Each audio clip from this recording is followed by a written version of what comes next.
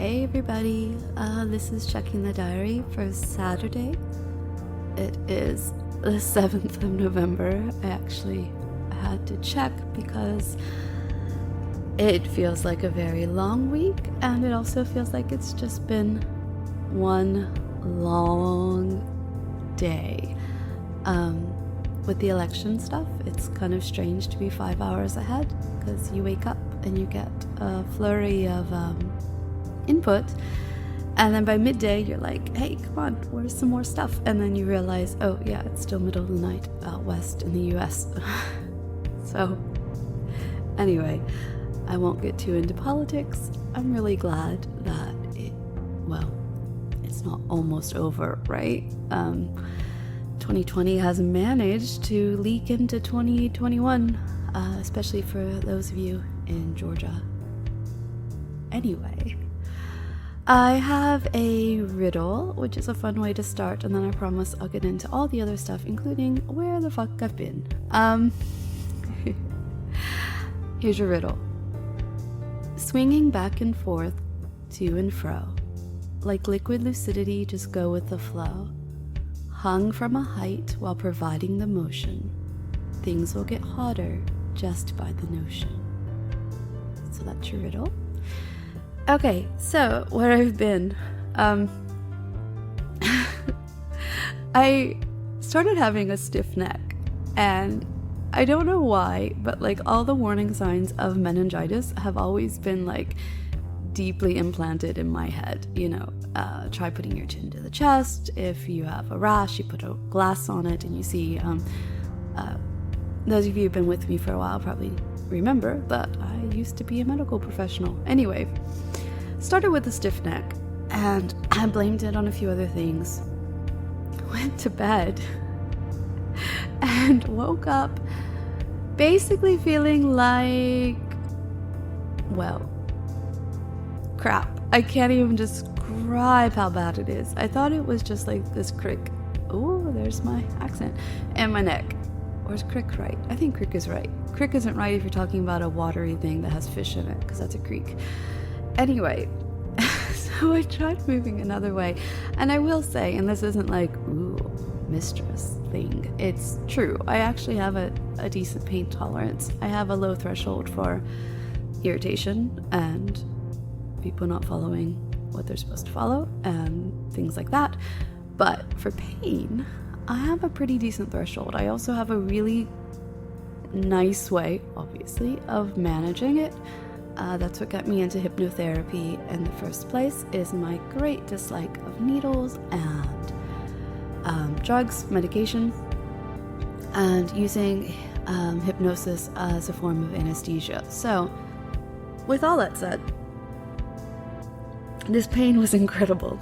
It was basically sitting at a 9, and if I tried to move, it just hit 10. That was it. It was like somebody could have sawed off my foot, and I think that would have been better. And then that stayed. And me, who usually takes nothing, like I even am suspicious of Tylenol, which is acetaminophen, paracetamol, because of my liver and all these other things. I sound like a health nut. I'm actually not. I just am suspicious of things that have been dealt with in this crazy PR campaign to make them seem almost harmless. And I think Tylenol has been often like marketed as almost harmless. So I don't know. Maybe I just have a vendetta against him. Like the crazy guy who hates dipping dots. And for the life of me, I can't remember. Oh, Sean Spicer. I think Sean Spicer is the one against dipping dots. For those of you who don't know, it's like this weird little ice cream, and it's looks like these little foam balls. I don't know. I've never had it. I've spent a lot of time in a lot of theme parks, but it's overpriced. And why would I have weird shaped ice cream? Back to the topic.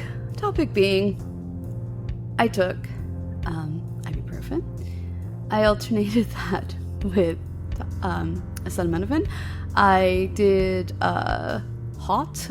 I did cold. I did wrapping this crazy towel around my neck. I did all kinds of every meditation under the sun.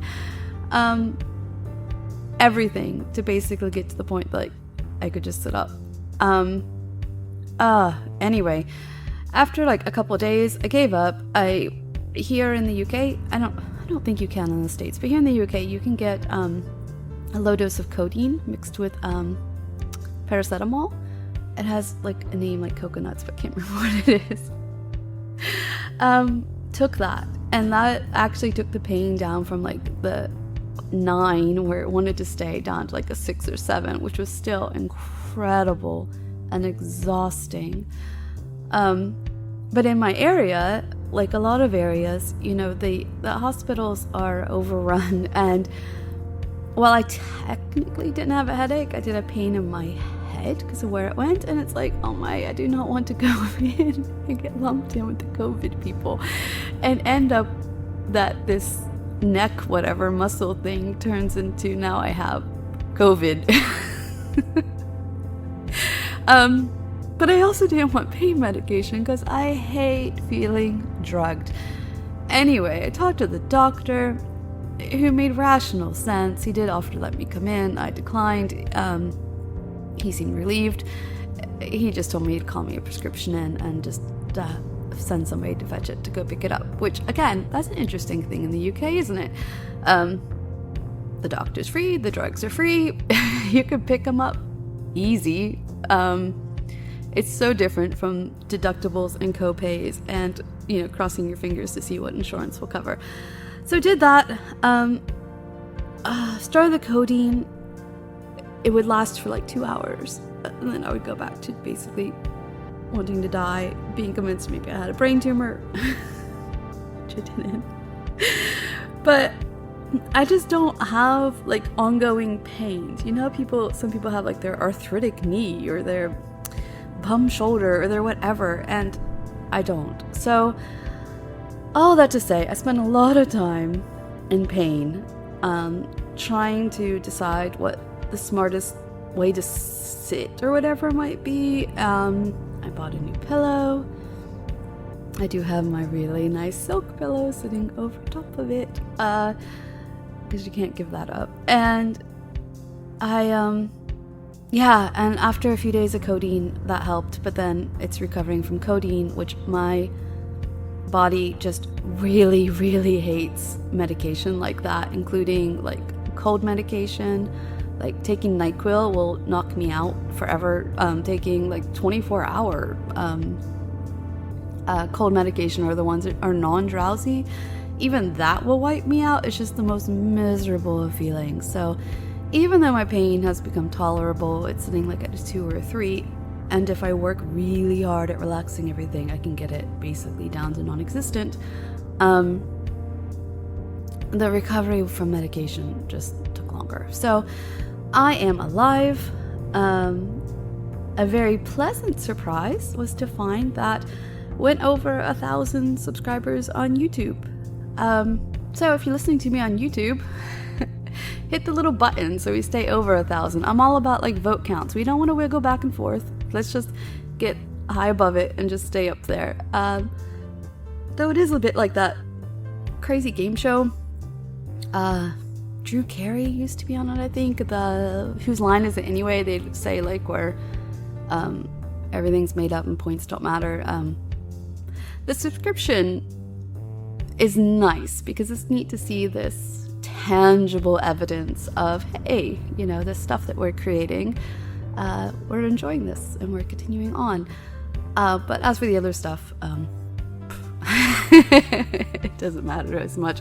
I like hitting milestones. Bunny, my marketing guru friend, he's all into like conversion rates and whatever else. Every so often I'll send him a screenshot of something, and I think I'm making the poor man cry in secret about how lackadaisical I am about the whole thing.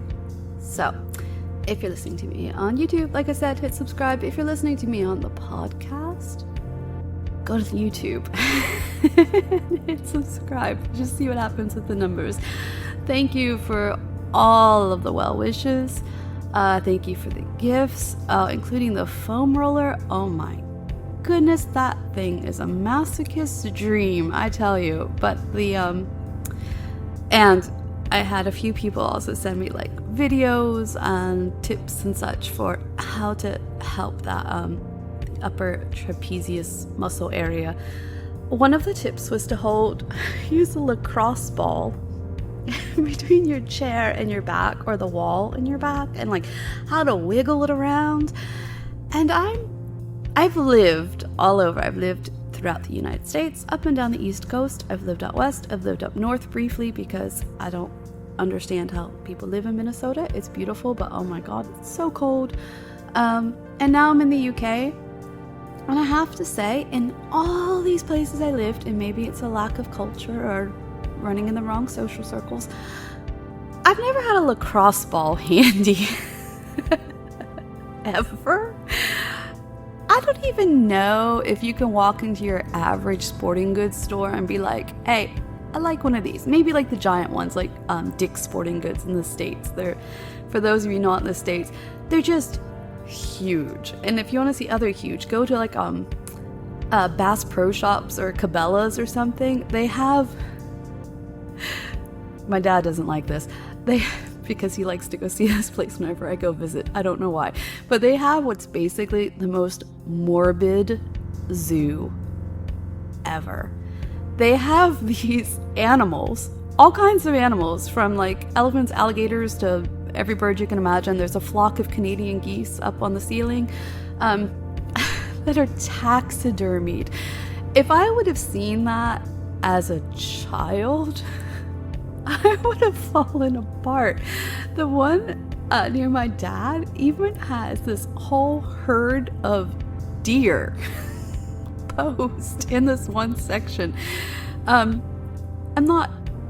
am vegetarian. I'm not actually anti-hunting, ethical hunting, by any means. I think it's absolutely necessary. But I don't understand the Morbid Zoo.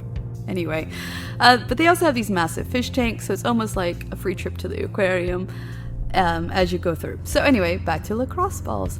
The set, it has this ball, and it looks like such an innocent thing. I guess wooden spoons would also fall under this, or twigs from trees. They also look innocent, but fuck, it hurts. But it works. But it hurts. Anyway, I know you guys some of you have to be tired of me whining. I'm really sorry that my trick-or-treating didn't go as planned.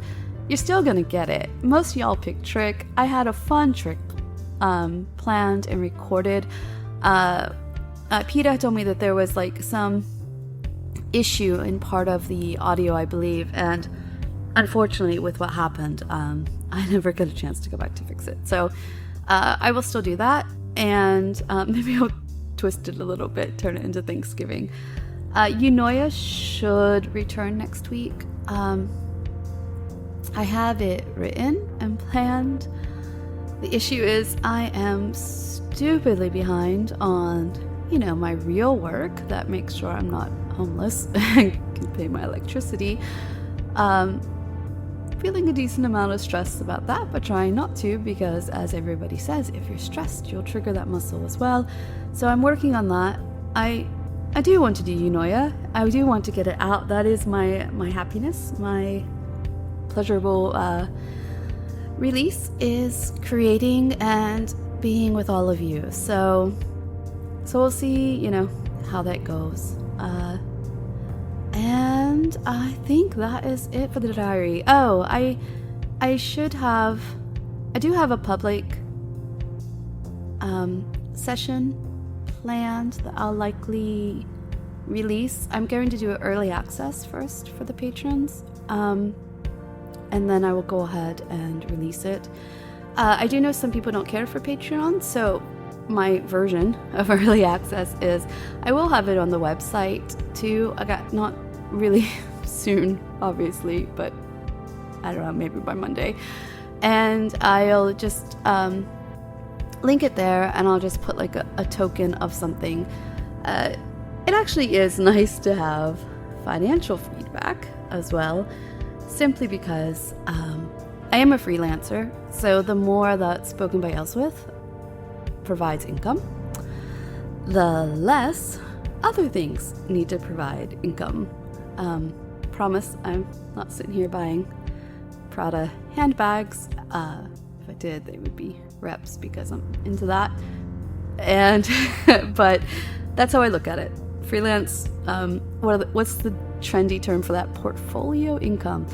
Okay, so you've listened to me ramble for 15 minutes now. If you've truly missed me, you've probably made it for these full 15 minutes. If you just want to see if I was alive, you probably listened to the first minute and went. So I will see y'all next week. I am looking forward to the Younoya. It's a lot of visualization. It's a lot of connection between you and me. And it's also mindfulness. So for those of you who cringed, I know one of you did, when I said visualizations, it's also mindfulness awareness of where you are, and as well as memories and so on. And that's it. So bye for now. Love to all of you.